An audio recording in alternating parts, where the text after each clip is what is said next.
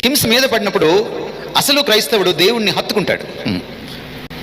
Machinery అంటాడు, ఒకవేళ శ్రమ హింస నన్ను క్రీస్తుకి దగ్గర చేస్తే ఎంత శ్రమ అయినా ఎంత హింస అయినా రానివ్వండి అంటాడు. If the suffering and persecution can make me closer to Christ, then whatsoever, అది ఎలాంటి హింస అయినా అది ఎలాంటి శ్రమ అయినా రానివ్వండి, నేను ఆహ్వానిస్తానంటాడు. అది ధన్యత. కనుక ఇక్కడ తేలిపోతుంది అనమాట. హింస వచ్చినప్పుడు ఒక రకంగా మనం మన ఆర్ఎస్ఎస్ సోదరులకి, ఇందాక చెప్తున్నా మన నక్సలైట్ సోదరులకి, లేకపోతే మనల్ని హింస పెడుతున్నటువంటి ప్రభుత్వాధికారులకి, అవినీతి అధికారులకి, తప్పుడు కేసులు బనాయిస్తున్న వారికి మనం ఒక రకంగా థ్యాంక్స్ చెప్పాలి. ఎందుకంటే they are pushing us towards the person of Christ.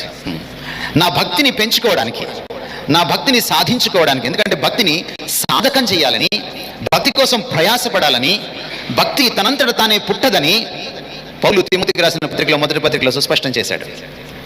So భక్తి సాధకం చేసుకోవడానికి, భక్తిని అభ్యాసం చేయడానికి, భక్తి చేయడం అనేది ఒక ఆధ్యాత్మిక కసరత్తు కనుక దానికి నన్ను ప్రేరేపించే శత్రువులు వీళ్ళు.